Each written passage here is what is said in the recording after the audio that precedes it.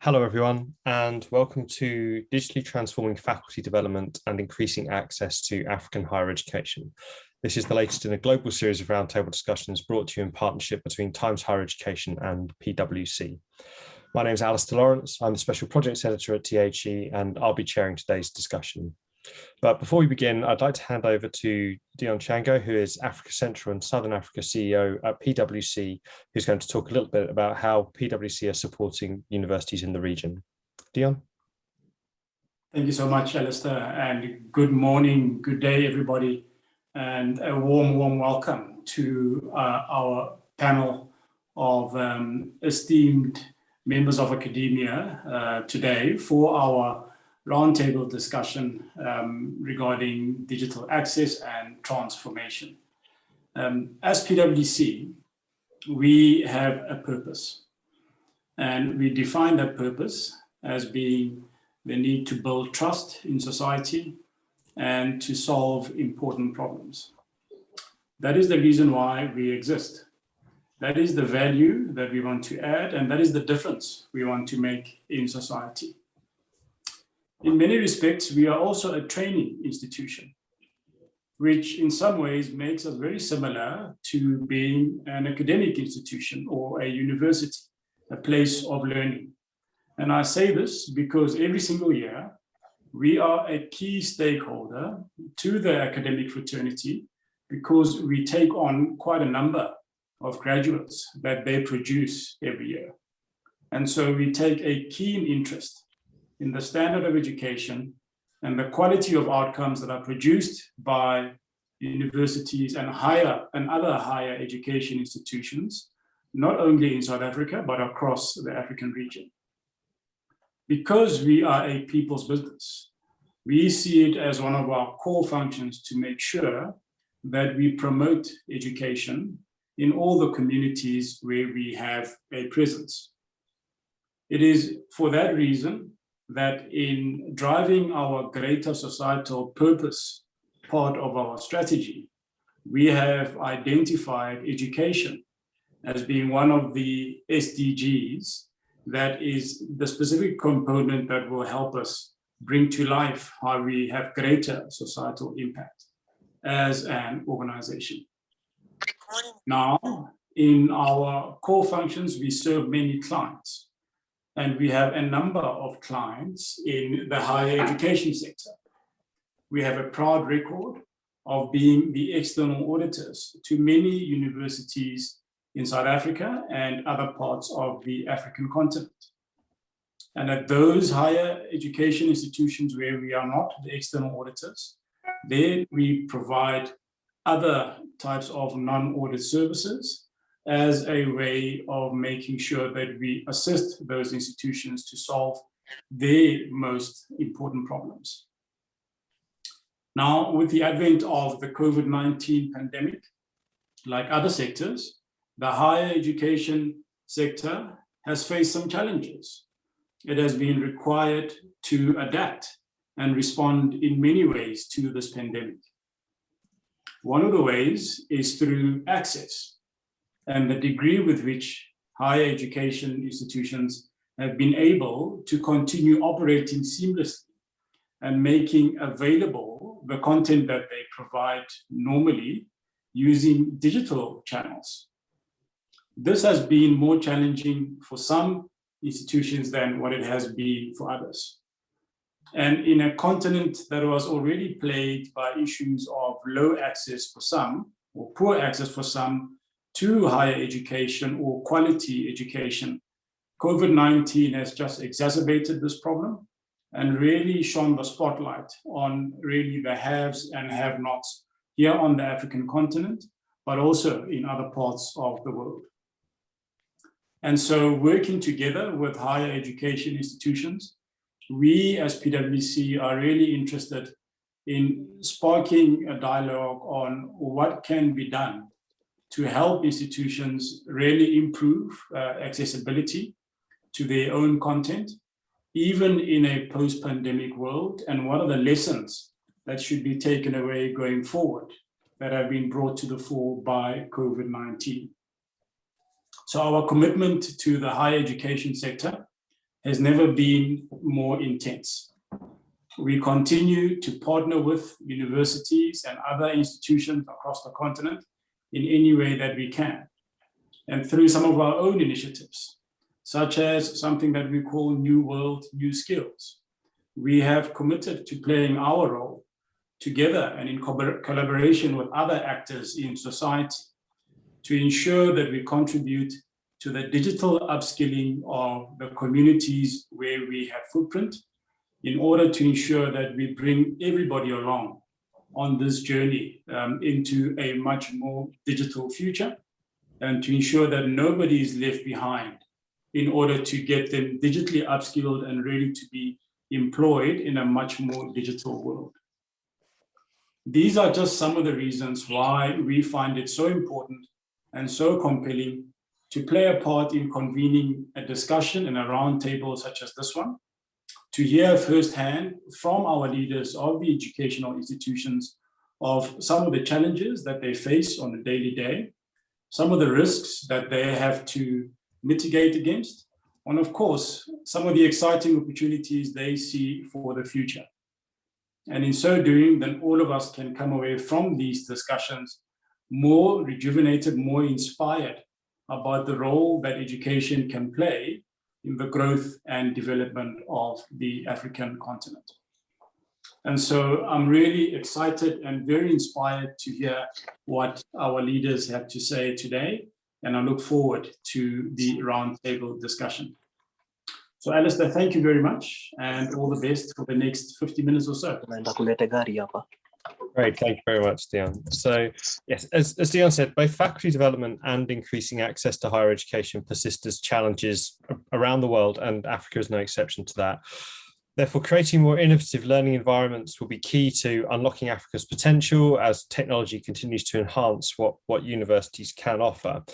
With that in mind, I'd like to begin by asking the panel for their thoughts on how embedding faculty support in universities' digital transformations will benefit their institutions. What are the new requirements for supporting faculties as universities continue to change quite rapidly? Dr. Naidoo, can I come to you first, please? Sure. Good morning, everyone, and welcome. I think one of the key issues as we start to look at this blurring between the analog and digital worlds is our state of readiness of our academics, or faculty as you call it, to embrace this divide. Now, I think we've already alluded to the digital inequalities that's prevalent in our country, so I'm not going to speak a little bit, I'm not going to touch that. But I do think that at a curricular level, we need to start engaging with new theories of change and new educational models that we need to start thinking through. If you look at the literature review over the last 10 years, what we are beginning to find is that, yes, there has been talk around curricular reinvigoration or curricular reimagination and those sorts of concepts. But what we have not seen is a unifying theme around the praxis, the practitioner research interface. What are our academics on the ground experiencing, and how this is translated into academic or educational theory? So for us, very importantly, we find trying to keep a bimodal approach going. In other words, continuing to do what we have been doing, but finding new ways of doing the new things. And I think the pandemic has really acted as a catalyst to spur up the rate of change that is needed within the institutions. So from our view is that the change that we want to see happening at faculty level, it cannot be done by artificial intelligence or machine learning. It's something that we need to work through within our community of practice to look at revitalizing our curricula and to making sure that this triangular relationship between the curriculum, the teaching and learning methodologies, our learning outcomes are aligned. And the last point that I want to just touch on a little bit here is us beginning to explore the so-called quadruple helix relationship between the institution, and I think Dion has already indicated the relationship between the institution, industry, society, and policy. And I think if we move in sync, we might be able to kind of see a leapfrog, actually, some of the other national systems of education and try to attain some of the educational outcomes that we envisaged. I'll stop there. Great, thank you very much. Bill, how much does this resonate with what you're trying to do to support faculty at your institution? Thank you, and good morning to all of us, and good day, actually. I think it resonates very much, but I'd just like to make a point that, from my experience, fundamental to the effort to embed this change within faculty is the need to hear and listen to faculty and understand what their limitations are. I think the pandemic sort of forced all of us to move digital, to move online, to start doing things very rapidly. We found that we had to take a pause. We managed to do it, but we had to take a pause. And I think it's important for all of us as leaders of institutions to, in that pause, hear what faculty members are saying in respect of what their difficulties are. I think whilst there's a connect with industry and so on, there's also the important issue of connecting with the training requirements of faculty in this particular area, because really it's not just moving online or even just having digital technology at work. You need to understand what to do. And for me, the key thing I'd say at this point is embedding it requires that we listen to faculty and hear what the difficulties are that they have. So how has that process has it taken shape or starting to take shape? Is it a case of setting up better feedback loops with faculty? Is it about putting digital tools in place that let faculty report and communicate more freely? Yes, and what we're doing really is having heads of departments and deans actually sit with groups of faculty and say, look, what are the difficulties that you have? I mean, without belaboring the point, you have to teach online. You have to relate to students online. You have to use various technologies. So how are you doing it? And what are the challenges that you're having? And then from those sorts of interactions, we're having some feedback from them. So because of that, we've run a series of training programs, and we're trying to morph our learning management systems to be a little more adaptive and to find other technologies and tools that we can add to the core learning management system that we have. So we're using a very personal sort of one-on-one focus group type approach to this process. Great, thank you very much. So Professor Fakeng, I meant to mention at the start, if you do have a point to make in response to another panelist, please use the raised hand button in Zoom. It just makes it a little bit easier for me to spot you when someone likes to speak. But Professor Fakeng, go ahead, please. All right, so for us, the best way to embed faculty support for digital transformation is to provide them with a centrally located center that focuses on developing facilities, tools, and expertise designed just for them to use in their course development and teaching practices. We find that if you leave it to individuals, it can be pretty tricky. So we've set up, we have in the university, the Center for Higher Education Development that has been in existence for quite a while. And its role is to promote equity of access, effectiveness of teaching and learning, and enhancement of curricula with the twin aims of improving student success and ensuring that UCT's graduateness are globally competitive, locally relevant, socially responsive, and fully representative of South Africa's diverse population. This center, it functions as a faculty, even though it doesn't offer programs.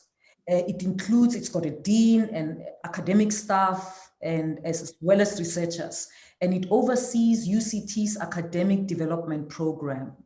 It also oversees we have the Design Thinking School, that's the Hasso-Plattner School of Design Thinking, Career Services, Center for Educational Testing for Access and Placement, and the Center for Innovation in Learning and Teaching. So if you have this center that works with faculties, it can coordinate different areas staff development, course and curriculum design, and educational technologies, so that academics have that support, that they don't have to worry about where they get help. It is here in the center. So, and it's not just educational technologies. I mean, as I say, there's also educational support programs for students. And within, as I said, within the center, we have the Center for Innovation in Learning and Teaching, which responds to the teaching and learning challenges at UCT and the broader higher education environment through learner-centered pedagogic practices. And so we support that through the center. We can support curriculum initiatives underpinned by values and skills ranging from graduate attributes and digital literacies to community engagement and social justice. It gives us that strength. And so at the beginning of the lockdown last year, when we moved online, it wasn't just the responsibility of the academics to move online because we are on lockdown. We didn't even have to pause and say, let's train people, all right? So we already had about 60% of UCT's academics who have transferred their teaching courses into online modules.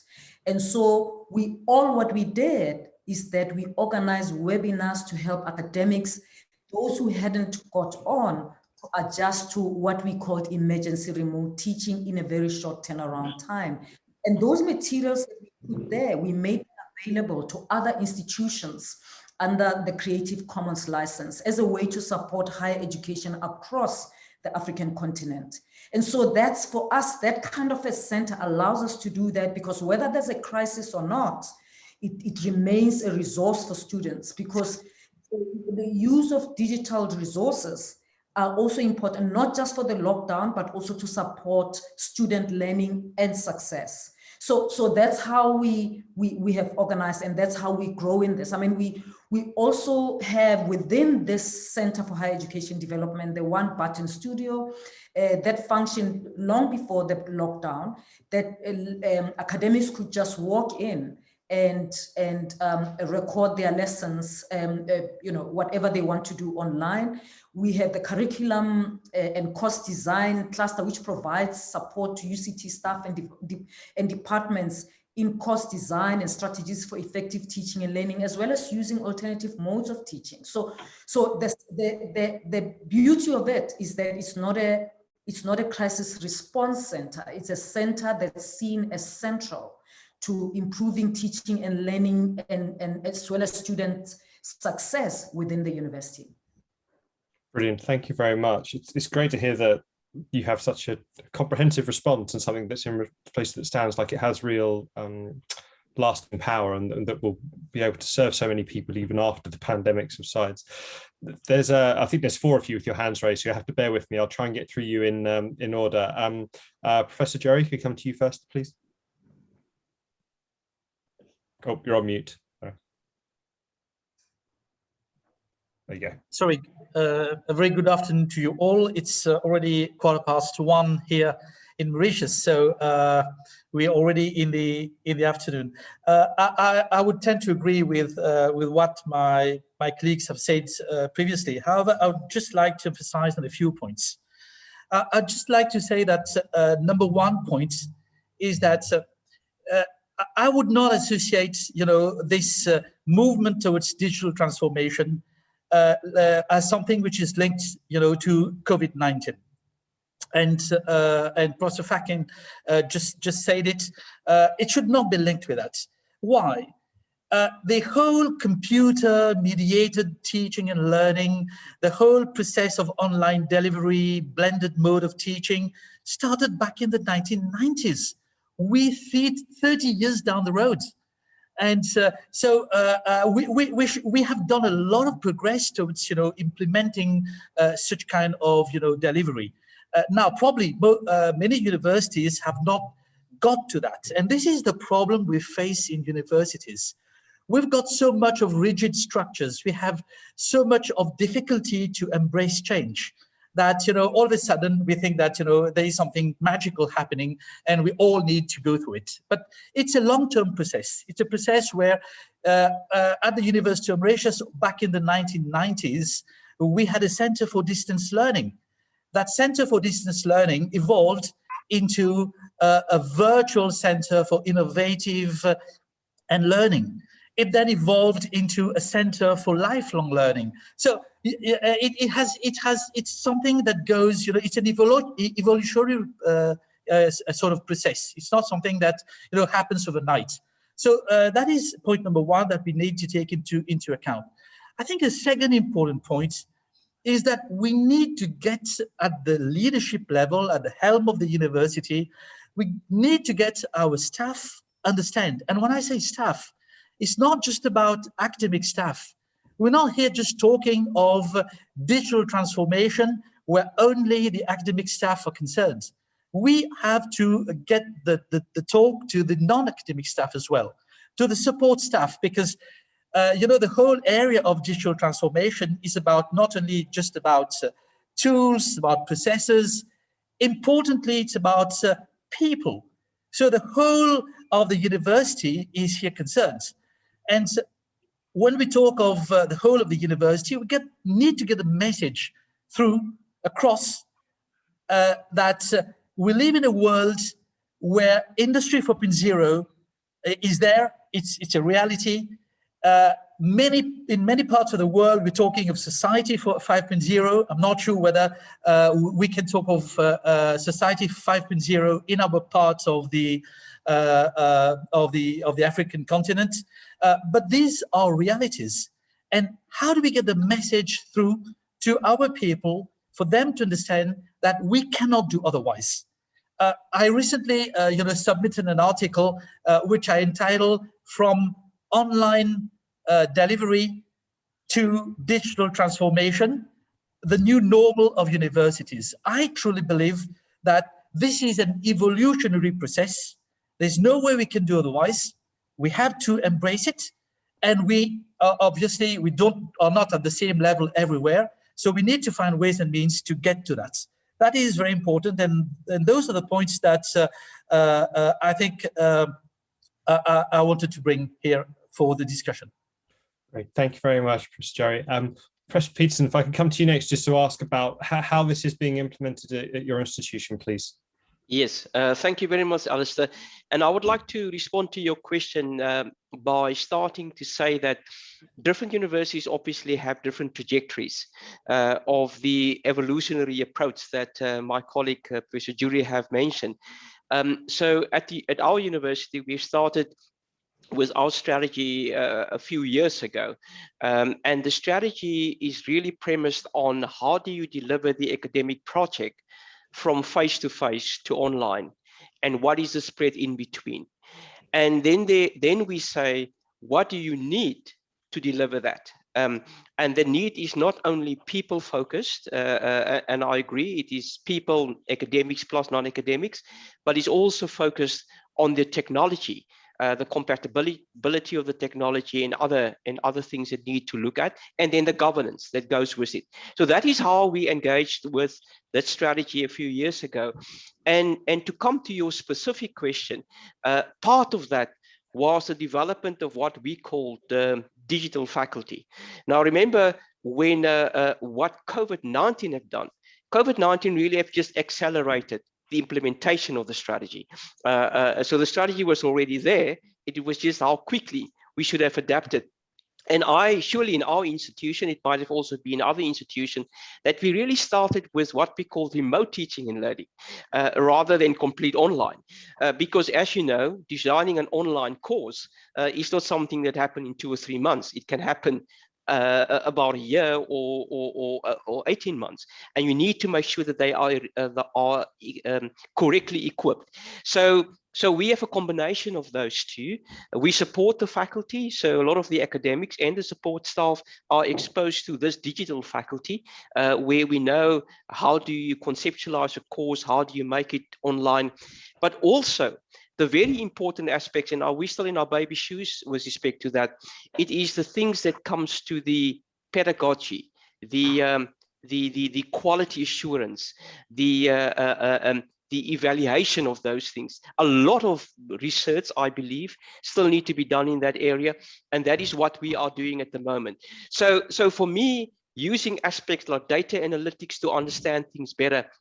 That's all part of our digital faculty. And I think the point I want to bring across, Alistair, is that it's good to have platforms like this that we could learn from one another, because we are all in different stages of the trajectory. But the focus for us was really about how do we implement our strategy that we developed about 3 or 4 years ago.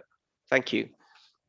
Great, thank you very much, Dr. Peterson. Professor Kwadi, can I come to you next, please, just to pick up on a couple of points that people have made about this idea of creating digital faculty, making sure that faculty have the skills that they need to teach online, and also building something long-standing that can be used as a resource that is not simply seen as a response to the pandemic, but something that can help universities build for the future. How is that taking shape at NWU?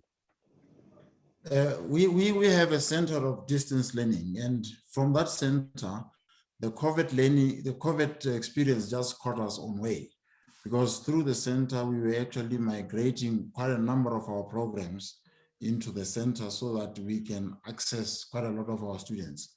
It was just as a way of promoting access so that we can actually reach as many students and as far as possible. And the only challenge, of course, was that being predominantly rural and operating within a rural context, the connectivity issues are the ones that are only a little bit of a challenge to us, that are outside our control, where the student is out there and is completely in an area where he's out of reach. But from the university point of view, I think we are in a very good trajectory in terms of meeting our dream, in terms of reaching the students out there. And as far as capacitating the faculty, the staff, we have the department that deals with distance learning, that also from an IT point of view, the staff can receive assistance from that particular department. We have also opened a similar department now for students' access as well, because not only staff have got challenges in terms of this, but students can also use that department to facilitate their connectivity and all the challenges they might be facing. Thank you. And how has the response changed to that over the past 18 months? Has it been something that people have been very enthusiastic about, or has it required more training than you anticipated in order to get people to use these new tools?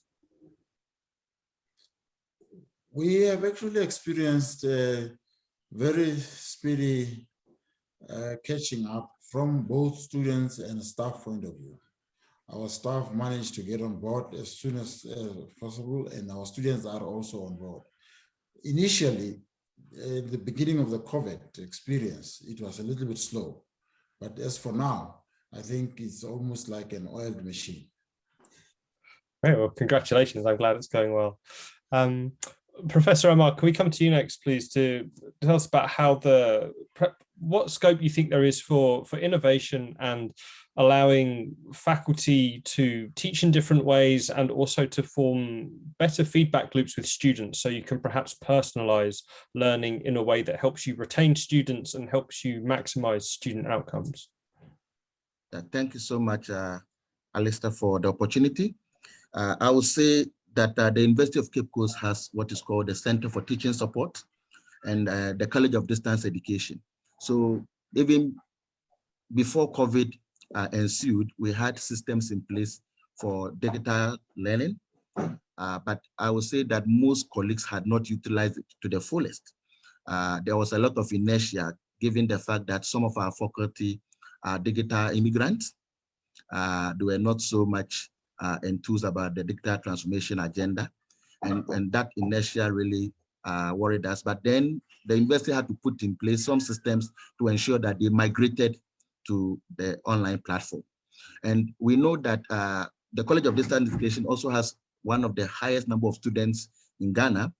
Over 50,000 or 60,000 students are in distance learning mode. So that facility was already there. We just needed to make sure that a lot of people transition to using our digital systems or platform, Moodle, and all of that in the system. We found that there was the need for us to undertake a needs assessment that look at the infrastructure in place, look at the systems that we have in place, and then look at the gaps and how we can actually fill those gaps. And here, survey of faculty played an intrinsic role in ensuring that we've done an effectiveness assessment, which will help us to do the transition. And then we also needed to nest the kind of initiative that we're doing at the institutional level in the institutional goals, national goals, supranational goals, such as Agenda 2063, the SDGs. We wanted to make sure that it was a constellation of policies that is driving our agenda, as we say. And then we also made sure that this transformation was not limited only to academic staff, because we realized that most of the administrative work will also play a key role when it comes to access to the services that we are deploying as part of this online system. We were thinking about the research and innovation ecosystem en bloc, and how our partnership that we have, we could leverage on the opportunities therein to expand our access to digital services for faculty and then for students. We were thinking of big data, knowledge platforms, media sharing platforms, service-oriented platforms, science data knowledge platforms, and how we can harness the potential all of these platforms offer us as an institution. I believe that one of the key things that also ensure that we're able to do this in a seamless manner is the Vice Chancellor's vision of making the University of Cape Coast an entrepreneurial university, a university that is not responding per se, but is also taking action before something happens. So a university that is proactive rather than just responsive to some of those things. So in a nutshell, this is what I would say. Okay, thank you. I had a couple of quick follow-up questions. The needs assessment that you mentioned, how long did it take to undertake, or is it an ongoing process where you gather feedback? So I think this is a fantastic question. We took 1 month to do the needs assessment, but then, as you said, it's also evolving. It's not something which is episodic. So we are still doing this assessment based on things that are evolving from what we have done already. So once we implement something, we see needs emanate from the implementation, and then we go ahead to do it. So it's evolving, but the initial needs assessment took 1 month because we needed to know the capacity that we have, and then how to expand capacity and to make sure that issues about accessibility and availability are not compromised as we move to the digital platforms. Okay, and another question I had was about the new platforms that you mentioned, particularly those relating to science subjects and ones that are always highly in demand from industry and other employers. Does this give you the opportunity to work more closely with industry partners to make your graduates more employable? Does it give you opportunities to engage with your alumni after they've graduated so you can form stronger links with industry that way as well? This is also a fantastic question. We did a stakeholder assessment, and we realized that some of the partners that we normally send our products to had problems with the graduates that we have. Issues about confidence came to the fore, and we needed to take critical steps to address it. That means that we should give our students a lot of opportunities to present, either in groups or individually, to build their self-confidence. Sometimes you realize that they have the material, but then they've not been exposed to a system where they can really engage and then ask questions that are critical for advancing knowledge. So we made sure that we were working closely with our partners, particularly the Venture Capital Trust Fund, which was giving us indication of some of the lapses that they have identified in our graduates, so that we respond to these needs and then fill the gaps that they identified. So that is how we went about it. We also made sure that the alumni also give us feedback regarding what they missed out in the content and the curriculum that we have, so that we can now make sure that we integrate it in the revision of our curriculum. We've said that we want to make sure that our curriculum resonates strongly with 21st century core competencies and skills. This means that our students should be critically engaged. They should be problem solvers. They should be entrepreneurial in outlook. And this means transforming not just our curriculum, but transforming even the intellect, the mindset of our faculty, to ensure that they are abreast with these core competencies in order to even facilitate the delivery of such. Great, thank you very much. Dr. Nadia, can I come to you next about that question of core competencies? Because for those who don't know, you're the Chief Information Officer and Executive Director at TUT in South Africa. And obviously coming from a CIO background such as you do, is it important that people don't get too preoccupied with the functionality of what digital education can offer, and that you use it as an opportunity to teach the skills that students and staff will need so that, you know, the platforms are working for them rather than the other way around? Thank you, Alistair. I think one of the things that we did correctly at this institution was to appoint someone with a curriculum background as their Chief Information Officer, not someone with an IT background. So IT is one part of it. I just want to touch on one thing about innovation and driving innovation within the institutions. I think my colleague from Mauritius mentioned this. It's not just advancing the academics. We will find a polarized institution with two groups of people being on the opposite end of digital competencies. So here at TUT, what we did is we created what was called a digital commons, or a digi commons. This is a space where we bring people in to come in to look at driving open innovation, the so-called entrepreneurs, the people who are solutions driven and who've got ideas and find themselves being stifled by bureaucracy, or usually the person that they report to. So for us, we started in 2017 with our new strategic plan, where we wanted to be a digitally advanced university. And we saw this being in three forms.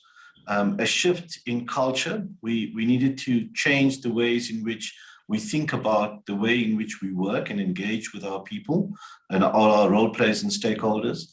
A shift in workforce. It's good to have ambitious goals about digital transformation, but if your people are not ready to move in that direction or do not have the skill sets to do that, then that creates a further bottleneck and leads to failures in these transformation initiatives. We too have a design thinking approach to finding the ways in which we can bring about changes within this. And then, of course, a shift in technologies. So our focus has primarily been on our people and our key stakeholders, that is our students, the academic staff, the administrative staff, and then the focus on the technology. We have consistently said that technology is not the end in itself. It is how we utilize it to bring about the kinds of transformative elements we want to see within the institution. So from our side, it has always been driven by the curriculum and driven by our teaching and learning processes. And of course, in terms of our research and innovation, we adopt an impactful set of metrics to look at how successful we are or not. And again, the point mentioned, you know, it depends where an institution is in its developmental trajectory.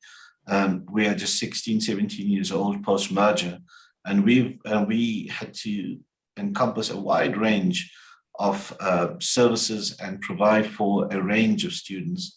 So early on, within when the pandemic hit, we had to do a geospatial study to find out where our students were, and in terms of their access to digital media and content, and simple things like connectivity. So for us, it's about developing innovation spaces. We do have a Center for Higher Education Development and Support doing kind of the things that Prof. Bakeng mentioned. But for us, it's about finding and creating spaces for innovation to happen within the institution. And hopefully out of that, in 2 to 3 years, we will see a new innovation type beginning to emerge within the institution. Thanks, Great, thank you. It's interesting about the long-term planning that goes on, which is, you know, I think it's one of the main challenges that university leaders cite when I've done a lot of these interviews over the past 18 months, and with everybody being in recovery mode for the past, or response mode rather, for the first maybe 6 or 12 months of the pandemic. Now these plans are starting to take shape. People really do plan for the future effectively. Dr. Biriba, if I come to you next, please, if you could tell us a little bit about your work at University of Cape Coast. I'm particularly interested, coming from a STEM background such as you do, you know, what responses and what changes have been necessary in that discipline over the course of this digital transformation process?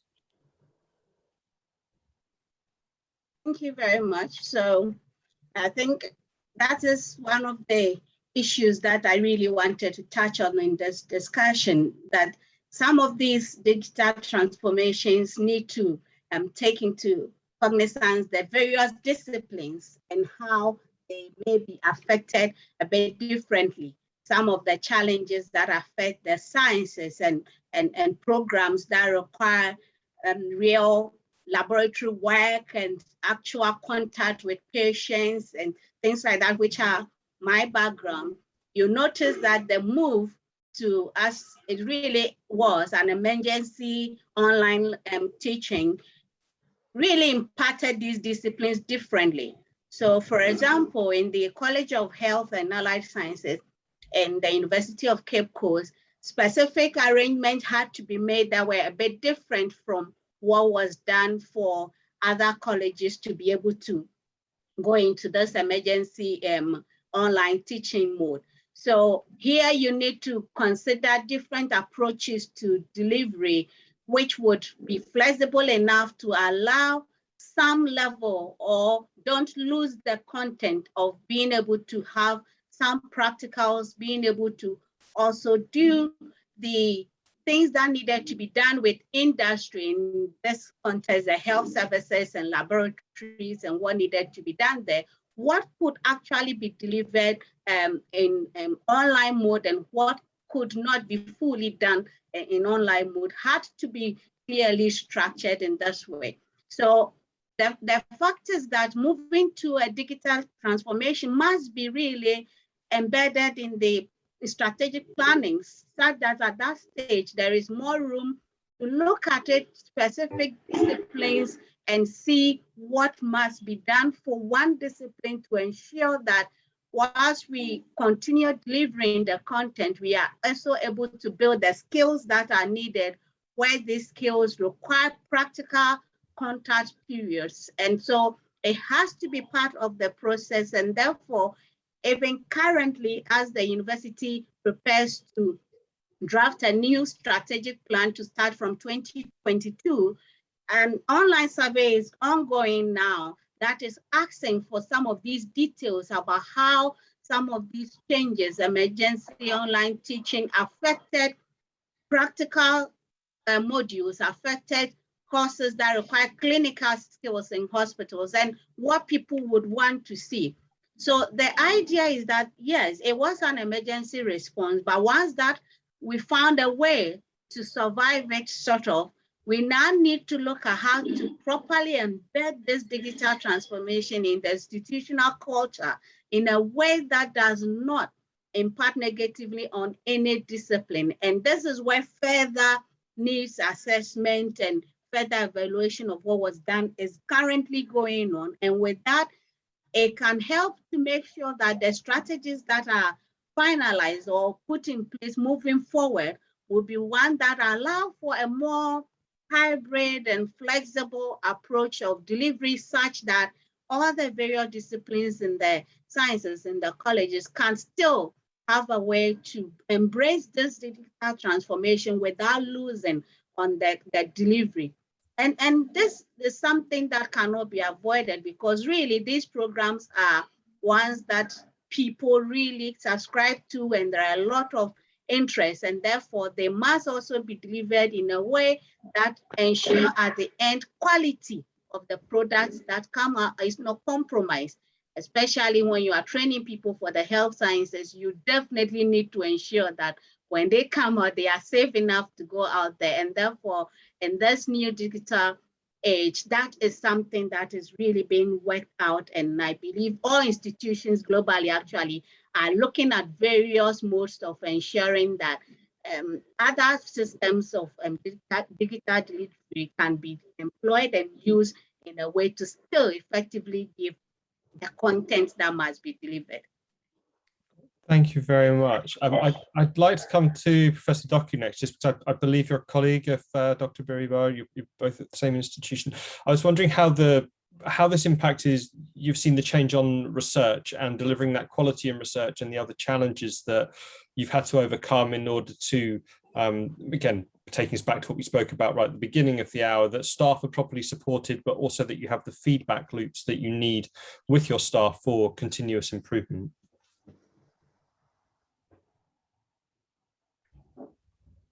Professor Doku, Is that yeah. was that to me? Oh no, sorry, it was for sorry, David Doku, who's also on the line with us. I think just Yeah, to David. All right. yeah, sorry. Thank you very much. I agree with the previous speakers that the digital infrastructure were already in place even before COVID, and COVID has made it a bit more, has facilitated the need to speed up with that, and universities are doing that very well. But I should say that the aspect of equity is what needs to be looked at again. Equity in terms of availability and accessibility. Now it's widely available in most places, but how accessible is it across the different categories of students and then the different categories of discipline, as my colleague has just said. So we need to critically look at that. How do we support, now we're talking about staff within the universities, but how do we also support students who are coming from less endowed schools, secondary schools, to enter, who are going to be enrolled onto this digital system? Is this something that has to be started already to be training them around in the secondary school, or is this something so that when they come, they will have some orientation kind of to take them through? So my major concern is about the equity aspect of it, equity in terms of how it's going to be used by all students, equity in terms of how it can be feasible to be applied to all disciplines. And then the issue about internet connectivity is still a major challenge in many places. So while the facility or infrastructure is available, its accessibility is really a huge challenge. And that is why I would think that universities have to think about redesigning the entire digital architecture so that it addresses the changes, the different disciplines, addresses the different categories of students that we have. I am thinking that when the digital architecture were designed, it wasn't meant to be applied to the entire student populations. In our part, for example, it was targeted, for example, for distance education students. The mostly distance education are non-science students. They don't have practical lessons and so on and so forth. So the system was designed with certain use in mind. Now with the shift brought about by COVID-19, there is a need for us to look at that design very well, and so that it can be worked on to address all the issues. I have a tiny question for a colleague who presented something on the shift in the workforce. How has it been implemented? Do they have to recruit persons to suit the specific digital design, or they have to train staff, and what has been the challenges or the lessons to learn from that? Thank you. Okay, thank you. We're quite tight for time. We've only got about 10 minutes left. So if you'll excuse me, I'll have to probably rattle through a few, pick on you quite quickly, and trying to speak to everyone in due course. Actually, Professor Baby, if I could come to you next, just you're joining us from Kenya today. I'd be interested to hear what your response is. Perhaps you can pick up on the point that Professor Doku made about improving equity of access and the challenges that persist around that. Is there a case now that university campuses will need to be reimagined? So you have the digital offering, but you also have a physical space that is available for people who quite simply will not have access to education if they do not come to the space. And maybe they are not sitting in a lecture theatre or sitting in a lab, but they also have the space that they need to learn and study privately or study in groups. How is that starting to take shape at your institution? Thank you very much, Alistair, for the question. I think I would agree with my colleagues that the bigger vision about digital education and so on is something that goes beyond the COVID crisis that we've been facing. And in our case, we started with an open and distance learning center, which has been running for over 10 years. But when the COVID crisis came, there were modifications to that, which we did. And one of the things that we've kind of settled on is strengthening the ability to do just what you're saying, to have students, a portion of students available on campus, and the majority of our students are available online, so that the students that are online pretty much have the same experience as the students that are physically on campus. But the challenge that we face, and it would be interesting to learn from the colleagues around the platform today, is how you deal sometimes with some of the, what I call the policy and regulatory contradictions that impact then on the decisions and choices that we make as universities. For instance, there is a sense in which in the environment that we're working in Kenya, there's some skepticism about quality of any education that's online versus the traditional physical contact learning where, which we do under brick and mortar. So how do you, go over that skepticism to do, the innovative things that we're dealing with? And some of that also gets into the policy environment where we all understand that we should be doing a whole lot of things through internet. But you see internet costs going up and taxation of, VAT and all other things are going up around the cost of internet, the cost of, digital gadgets that students need to use in order to be online. It's how you walk through that maze of policy contradictions to do what we must do to secure the future of education. What we are doing is almost reviving conversations that were kind of beginning to die in the academy around pedagogy, particularly when you look at pedagogy as bringing together content, process, and outcome, so that when people begin to look at it from that way, then their appropriation of technology becomes a little bit easier. Thank you very much. I have a follow-up question, if you don't mind. When you talk about sustainability and managing costs, do you think long-term this will require greater collaboration between universities, industry, and government in order to just sort of share the common good, really? I mean, ultimately, you're trying to create, better student outcomes, more employable students, more skilled students. Does the university sector perhaps need more help than it's getting at a policy level? I personally believe that probably traditionalist in the sense that I believe that education is a common good. And that unless we stay on that road of looking at education as something that is a common good that all of us should be investing in the long run, sustainability of institutions is going to be affected. Yeah. Okay, thank you very much. We've got time for a couple more. Professor Songa, I thank you for joining us. Can you give us some insights into how the long-term planning and sustainability measures are taking shape at your institution, please? Thank you very much, and good morning, colleagues. Apologies for coming in late. Yes, in our institution at UKZN, we took a strategic decision really to cross all the way over to fully fledged online learning and use ERT as a bridge, which will take us.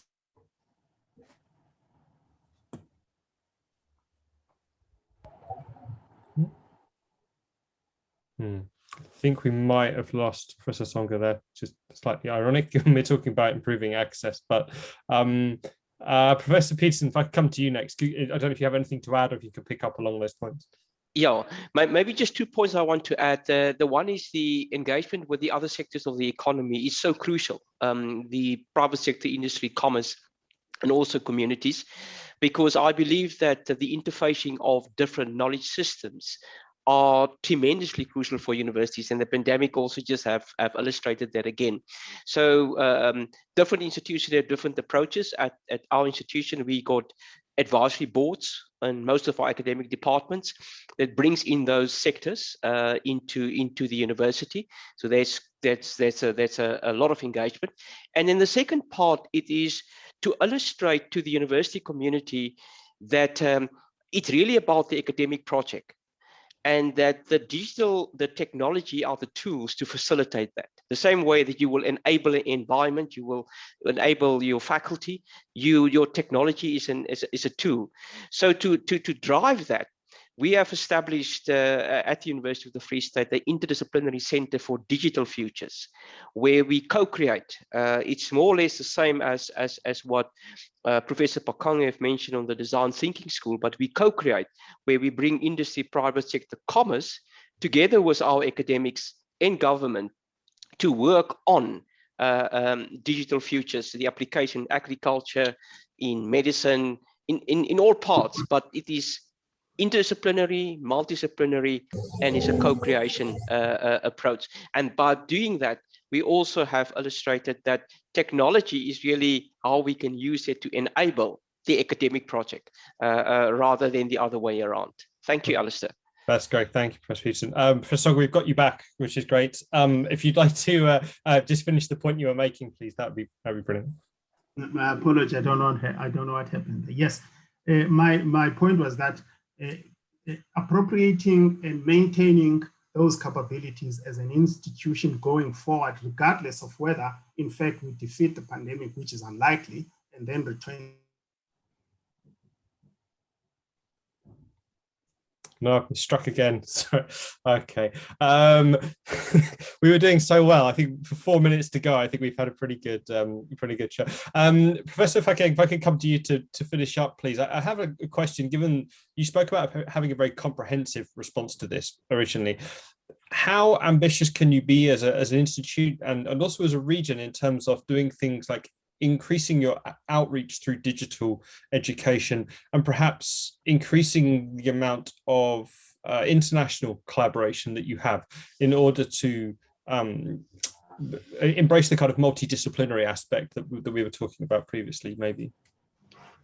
Yeah, I mean, I wanted to talk about exactly how far can we go, and also the concern that was raised by one of the colleagues about should we expect students to come to university with the skills, and for us at UCT, we see universities' role. One of the university's roles is to provide leadership. We don't respond to what happens in industry, but we also shape it and give it direction. And so we don't only complain about what comes from basic education. We can inform it, shape it, and solve it, and provide solutions. So our role, as much as it's developmental, it's also disruptive. It develops, but it's disruptive. And so we at UCT decided to go a step further during this time of the pandemic and disrupt the South African teaching model of basic education by launching the UCT Online High School. And this is a way to give learners across South Africa the opportunity to develop their full educational potential before entering university or any higher learning institution or workplace environment. It's one thing to say the situation with the pandemic is not going to be solved right now and to wait at university and say, let them come prepared. We see ourselves as a leader and we don't want to be an island of excellence. We want to spread that. But in the same way, we connect with the global world because we are a global institution. We're not just focused at home. So we attend to the problems of our country and continent, but we connect with our peers elsewhere in the world, not just to learn, but also to contribute to global knowledge.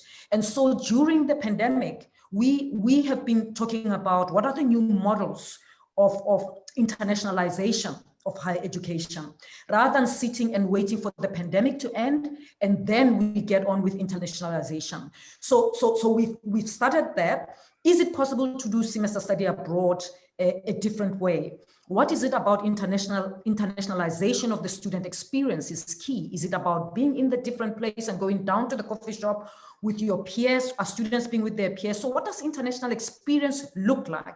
And so those conversations have started, and we're talking even about what does it mean to develop a community, a virtual community of practice, because this is what the world is getting to. And what that does for us, it helps us to make this opportunity available even to students from low socioeconomic backgrounds for whom international experience was not accessible because of the fact that they can't afford it. So we see this time of disruption as a time of problem solving, of grabbing the opportunity, of contributing to basic education and making and creating an ecosystem that makes education much more, quality education, much more accessible to more people at basic and at higher education, and also international education available to more people. Thank you. Brilliant. Thank you very much. I wish we could go on, but sadly that's us at time. It's been an hour already. I'd like to thank everybody on the panel for today for being so generous with their time and coming in and giving us their insights. I think we've had representatives from South Africa, Kenya, Mauritius, Ghana. It's been wonderful to hear such an international approach within the region and all of the great work that's going on. An on-demand version of this discussion will be available on the Times Higher Education website. We will also present a summary article of the key findings if you'd find that useful. We hope that you do. We'll be able to circulate that to you afterwards. Again, I'd like to thank you for joining us and to say I hope that we can engage with you at future THE events. Thank you very much.